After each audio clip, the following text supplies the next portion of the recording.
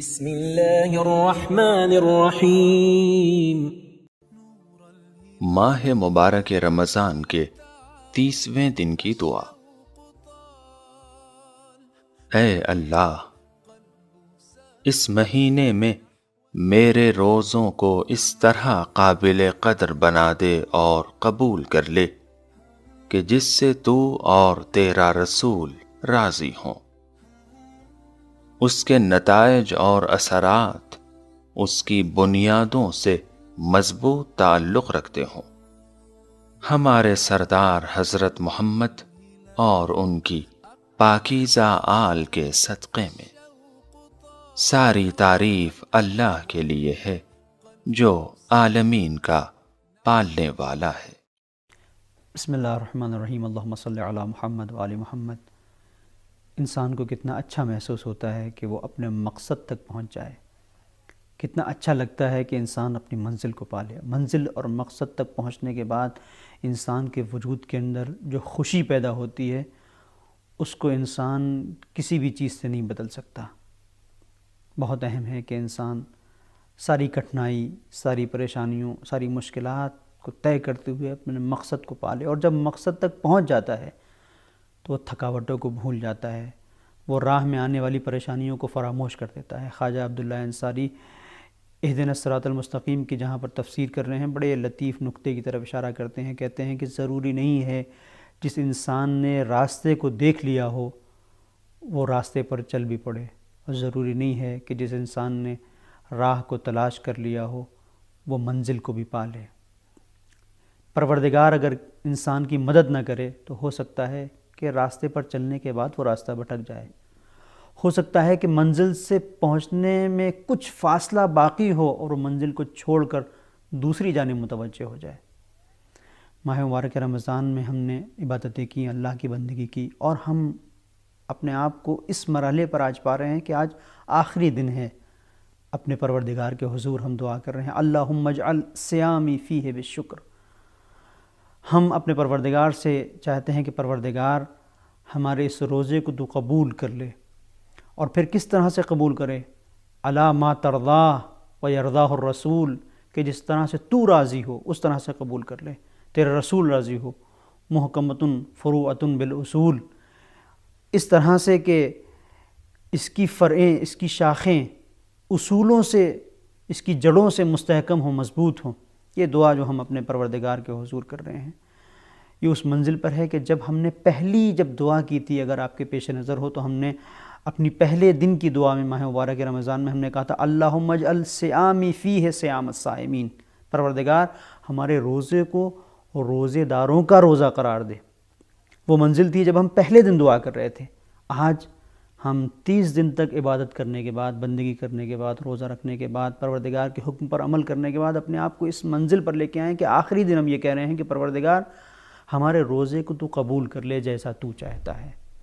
یہ ماہ مبارک رمضان کی فضا اور یہ نورانیت یقیناً بہت اہم ہے۔ پروردگار نے ہمیں اپنے آپ سے قریب کرنے کے لیے ایک اہتمام کیا ہے۔ رہبر انقلاب اسلامی نے اس کی ایک مثال دی ہے جو ماہ مبارک رمضان کی برکتوں کو سمجھنے کے لیے بہت بہتر ہے۔ آپ فرماتے ہیں کہ جب آپ سفر کرتے ہیں، ٹرین سے ایک جگہ کا سفر کرتے ہیں، بس سے سفر کرتے ہیں، ہو سکتا ہے کہ 24 گھنٹے، 28 گھنٹے، ایک دن، 2 دن آپ کو سفر میں لگیں اور آپ بیٹھے رہیں، لیکن کبھی ایسا ہوتا ہے کہ جب وسیلہ سفر ایک آپ اچھا تلاش کر لیتے ہیں تو یہی جو 48 گھنٹے کا، 24 گھنٹے کا سفر ہے، یہ 2 گھنٹے میں، 1 گھنٹے میں طے پاتا ہے۔ آپ یہی سفر جو ٹرین اور بس سے کر رہے ہیں پلین سے کریں، لیکن اس کے لیے ضروری ہے، آپ کہتے ہیں کہ جو عملہ ہے، جو پلین کا، جو جہاز کا عملہ ہے، جو تمام وہ افراد ہیں کہ جو آپ کی رہنمائی کر رہے ہیں، ان کی باتوں کے اوپر توجہ ضروری ہے۔ آپ کہتے ہیں کہ آپ پلین میں بیٹھے ہوئے ہیں اور ایک ایسی منزل آتی ہے کہ جہاں پر آپ کو آکسیجن کی ضرورت محسوس ہوتی ہے، آکسیجن کے ماسک لٹک رہے ہیں لیکن آپ ان کو لگانا نہیں جانتے یا نہیں لگاتے ہیں، رہ جاتا ہے ایسے ہی۔ نتیجہ یہ ہوتا ہے کہ آپ پلین میں بیٹھے ہیں لیکن دم گھٹ کے آپ اس دنیا سے گزر جاتے ہیں۔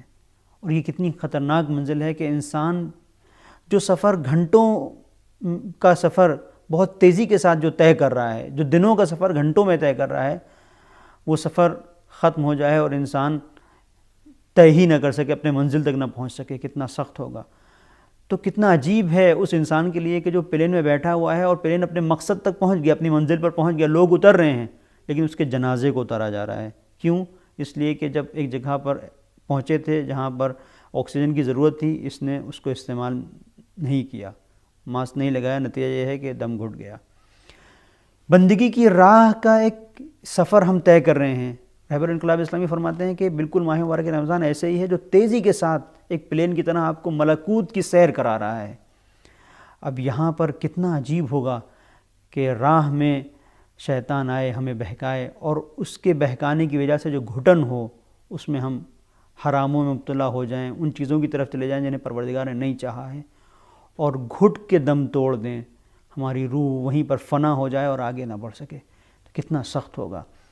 تو اس منزل پر ہمیں اپنے پروردگار سے دعا کرنی چاہیے کہ پروردگار تو ہی ہے جو راستے کو حاصل کر لینے کے بعد اس پر چلنے کی توفیق دیتا ہے، اور چلنے کے بعد اس راستے پر ہمیں بچاتا ہے، بچا کر منزل تک لے کے آتا ہے۔ اگر تو ہاتھ نہ تھامے تو ہم نہیں پہنچ سکتے۔ یہاں پر جو ہم نے دعا کے اندر ایک خاص جو اپنے پروردگار سے مطالبہ کیا ہے وہ یہ ہے کہ پروردگار ہماری اس عبادت کو، ہماری اس بندگی کو آج کے دن قبول کر لے، اس مہینے میں قبول کر لے پروردگار، اس طرح سے جس طرح سے تو چاہتا ہے، اور تیرے رسولوں کی، جو تیرے انبیاء ہیں، جو تیرے رسول کی خواہش ہے، اس طرح سے پورا کر لے۔ اور اس منزل پر ہم نے اپنے پروردگار سے کہا کہ محکمۃ فروعۃ بالاصول، جس کی شاخیں، جس کی جڑوں سے وابستہ رہیں، مستحکم رہیں۔ دیکھیں ایک درخت ہوتا ہے، اس درخت کے اندر شاخیں ہیں اور پھل ہیں۔ کبھی ایسا ہوتا ہے کہ یہ شاخیں اور پھل خراب ہونے لگتے ہیں، تو اس کی مین بنیادی وجہ ہوتی ہے کہیں ایسا تو نہیں کہ جڑ خراب ہے۔ اب ہمیں دیکھنے کی ضرورت ہے کہیں فاسد اگر ہماری عبادت ہو رہی ہے تو اس کی وجہ یہ تو نہیں ہے کہ جڑ خراب ہے، اور جڑ کے لیے کہا گیا ہے کہ نیت، انسان کی نیت جتنی بہتر ہوگی، خالص ہوگی، اتنا ہی بہتر اس کی شاخیں ہوں گی، اس کے پھول ہوں گے، اس کا ثمر ہوگا۔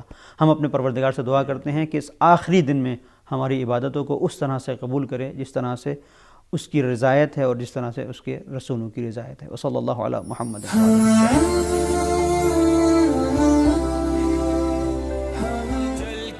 کہ جو پاتے ہیں ظہور مہدی، الاجل کہہ کے جو پاتے ہیں ظہور مہدی، ان کی نظروں سے تو اوجھل نہیں نور مہدی۔